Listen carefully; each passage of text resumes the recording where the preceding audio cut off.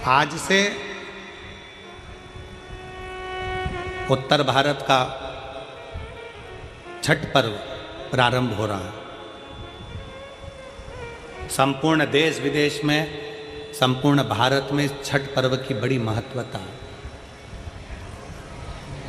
दुनिया के सारे व्रत 12 घंटे, 13 घंटे, 14 घंटे, 15 घंटे, 18 घंटे, 20 घंटे, 24 घंटे के होते हैं, पर भारत की भूमि का, सूर्य की उपासना का, षष्ठी माता की, छठ माता की उपासना का ये छठ पर्व 36 घंटे का व्रत होता है।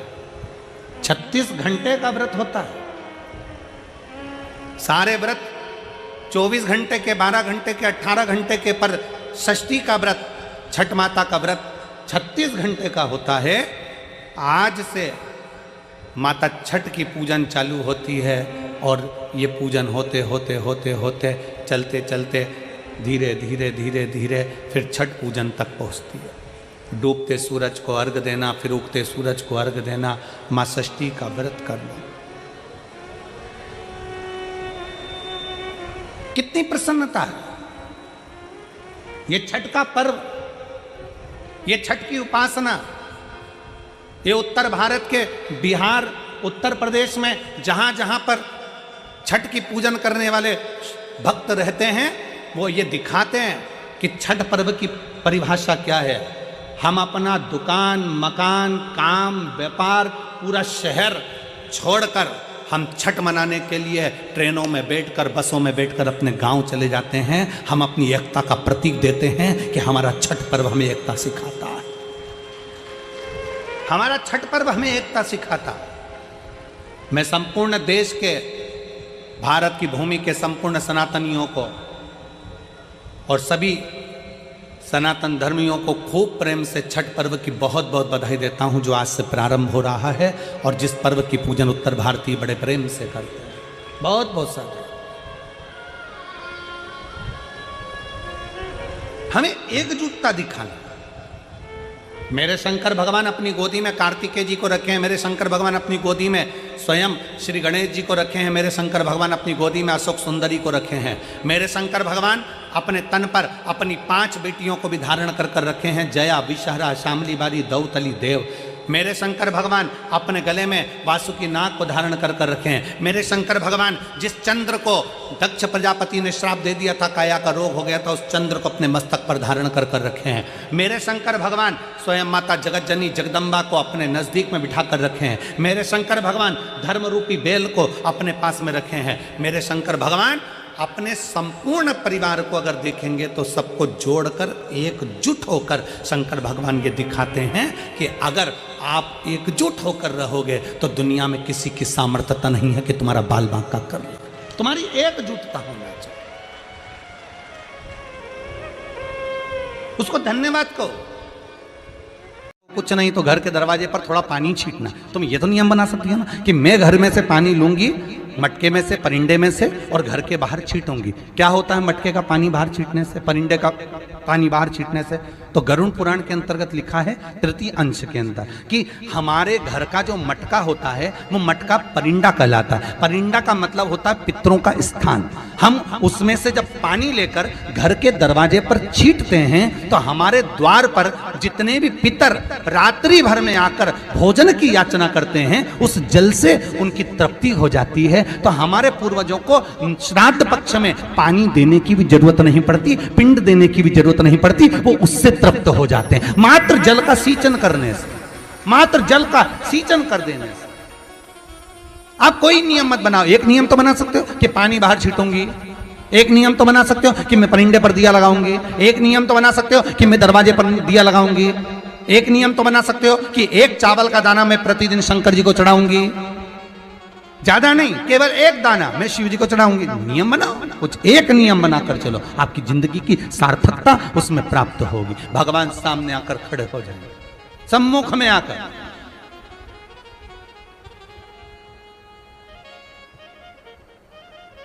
नियम आपका होगा, पूरा उसको करना होगा, पूरा उसको करना। तेरे मंदिर में आना मेरा काम है और मेरी बिगड़ी बनाना तेरा काम। जरा जरा सी बात में हम लेकर बैठ जाते हैं, हम अगर ऐसा करेंगे तो 4 लोग क्या कहेंगे, हम ऐसा करेंगे तो 4 लोग क्या। अरे 4 लोग एक ही चीज कहेंगे और वो आखिरी में कहेंगे राम नाम सत्य है, उसके सिवा कुछ नहीं कहेंगे। और 4 लोगों के चक्कर में पड़े रहोगे तो आगे का जीवन बिगड़ जाएगा। क्या किसको रोइए, बोलो जम के, चादर तान के सोइए। शिव महापुराण वर्णन करती है किसी भी छठ के दिन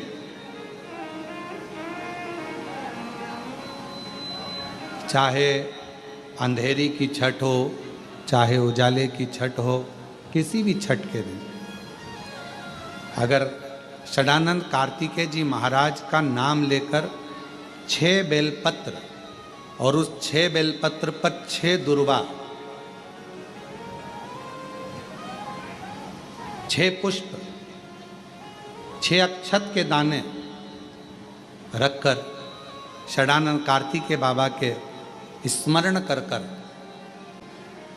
शिवलिंग की जो जलाधारी है, उस जलाधारी पर जहाँ अशोक सुंदरी का स्थान है उसी के पास में कार्तिकेय जी का स्थान है। किसी भी छठ पर यदि आप बाबा को वो बेलपत्र, वो दुर्वा, वो पुष्प, वो अक्षत का दाना 6 समर्पित करते हैं, किसी भी छठ के दिन, षष्ठी के दिन स्कंद भगवान का नाम लेकर, स्कंदेश्वर बाबा का नाम लेकर, कार्तिकेय बाबा का नाम लेकर यदि समर्पित करते हैं तो जिंदगी में कितना भी कर्जा हो वो कर्जा 3 महीने के अंदर समाप्त होता ही है। कितना भी कर्जा, साथ में आपका परिश्रम, साथ में आपकी मेहनत और आपकी दृढ़ता। क्या होता है, लोग सोचते हैं कि हमने शंकर जी को बेलपत्र समर्पित कर दी तो कर्जा चूकेगा, पर साथ में मेहनत भी करना। अगर आप मानते हैं कि पूरी पूरी कथा का इसमें कई दुनिया के कई लोग हैं हमारी कथाओं को आधा काटते हैं आधा भेज देते हैं। गुरुजी ने कहा कि बेलपत्र पर शहद लगाकर चढ़ाओ, पर गुरुजी ने साथ में कहा कि रात दिन एक करो, पढ़ाई पूरी करो, आधी बात काट देते, आधी बात दिखा देते, पर उसका हमको कोई फर्क नहीं पड़ता है। आग लगे बस्ती में अपन रहो, उसका हमको कोई फर्क नहीं पड़ता, क्योंकि दुनिया का काम है गलत चीजें जनमानस में देना जिससे बदनामी हो, अब शब्द बोले जाए, ताने दिए जाए, गालियां दी जाए, ये दुनिया की रीति है। बहुत आते हैं दिन भर में, कहीं कोई दबाव देने के लिए आता है, हम तुम्हारी बदनामी करेंगे, हमको 1 करोड़ दो, हम ये छब्बा देंगे, हम वहाँ से आएंगे, हम ऐसा कर जाएंगे, हम वैसा कर जाएंगे। बहुत आते, दिन भर का काम है इनका, रोज का यही काम है, हमें ये करो, हमको वो करो।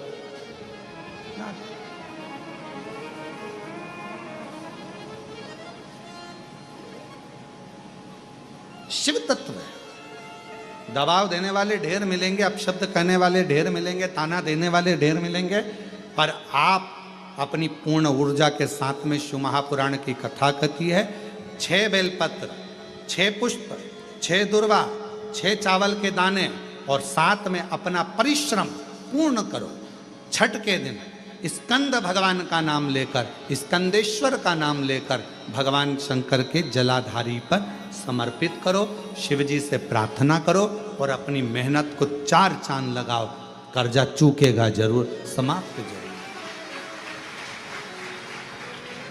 कर्जा का मतलब ये नहीं है कि आप कर्जा करे हो तो मेरे से बन नहीं रहा, मेरे प्राण छूट जाए तो अच्छा, मैं तो मर जाऊं, मैं टेंशन में हूं, मैं डिप्रेशन में हूं, बहुत परेशान हो गया, ऐसा हो गया। ना ना, दुख आता है, जब सुख आया, सुख चले गया तो दुख आएगा, तो दुख भी जाएगा, दुख भी समाप्त होगा, उसमें क्या विचार कर। ऐसा तो नहीं है कि दुख समाप्त नहीं होगा, दुख नहीं जाएगा, सुख आया है। जब हमारे अच्छे दिन अगर समाप्त हुए हैं तो दुख भी समाप्त जरूर होगा, फिर वापस सुख आएगा। थोड़ा हिम्मत, थोड़ा धैर्य, थोड़ा हृदय पर भाव एकाग्रित करो कि नहीं नहीं, मेरा शंभु, मेरा शंकर, मेरा त्रिकालदर्शी, मेरा कैलाशी, मेरा अविनाशी, मेरा शिव मेरा दुख काट।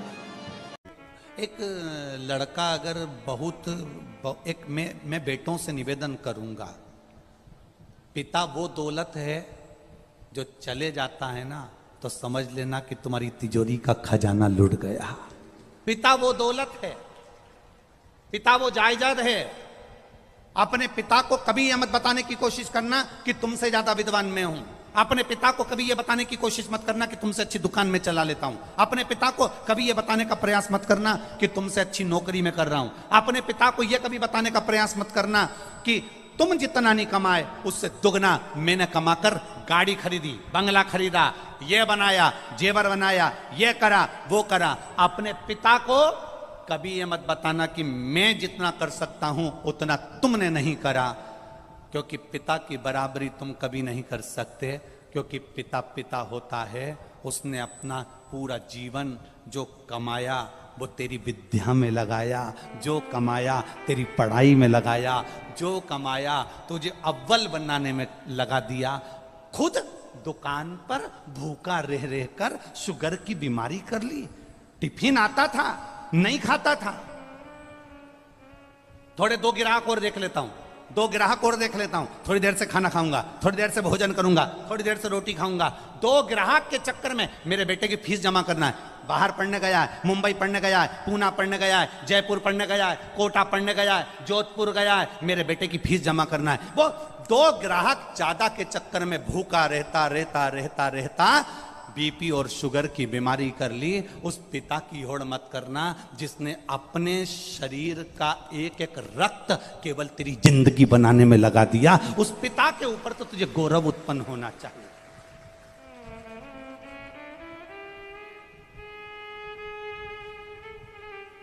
बड़ा दुख होता है जब किसी के मोबाइल पर हम स्टेटस पर देखते हैं ना, और वो लिखते हैं माय वाइफ माय लाइफ। बड़ा दुख होता है जब किसी के मोबाइल के स्टेटस पर देखा जाता है कि my wife my life.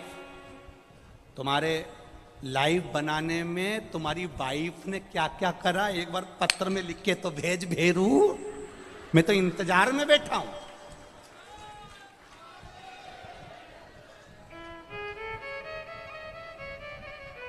Wife तुम्हारी लाइफ नहीं बनाएगी, वाइफ तुम्हारे बच्चों की लाइफ बनाएगी, ये निश्चित है। वाइफ, हां, वाइफ किस जगह पर खड़ी होती है? वाइफ लाइफ कब होती है?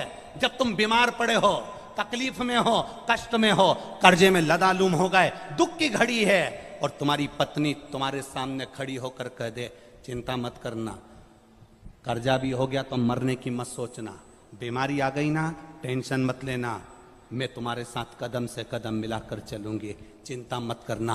तब लिखना माय वाइफ माय लाइफ है।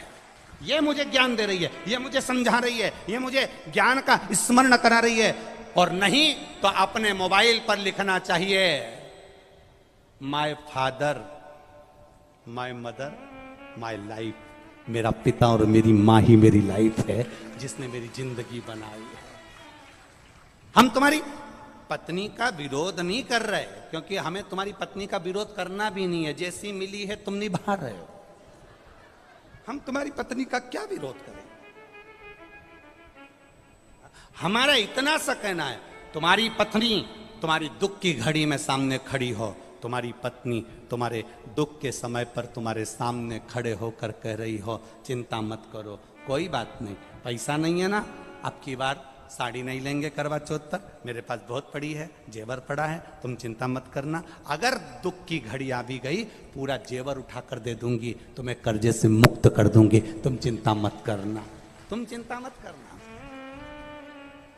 एक बात याद रखना, जब हमारे घर में दुख आता है तब हमारे घर का सोना बैंक में जाता है या दुकान पर जाता है? काय के लिए? गिरवे रखने के लिए या बिकने के लिए? बोलो सही है कि गलत है?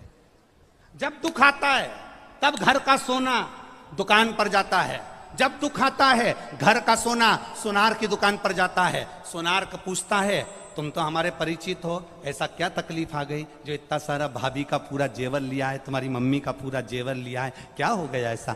कहा साहब बहुत कर्जे में हूँ, बहुत दुख में हूँ, इसलिए घर का सोना जो तिजोरी में रखा होता था, अलमारी में पड़ा होता था, उसको मैं दुकान पर लेकर आया हूँ। दुख की घड़ी में घर का सोना सुनार की दुकान पर जाता है, सुनार पैसे देता है, तब हमारा कर्जा चूक जाता है। जब दुख की घड़ी में घर का सोना सुनार के पास जाए तो समझ लेना कि दुख की घड़ी में अगर तिजोरी में रखा सोना दुकान तक जा रहा है तो दुख की घड़ी में हमें महादेव के दरवाजे तक जाना है, तो सोना दुकान पर नहीं जाएगा, अपने आप सब काम हो जाएगा। हम दुख की घड़ी में अपनी चैन, अपनी अंगूठी, अपनी मोबाइल, अपना पर्स गिरवे रखी आते हैं, पर हम दुख की घड़ी में महादेव के पास नहीं जाते हैं। बोलो सही है कि गलत है?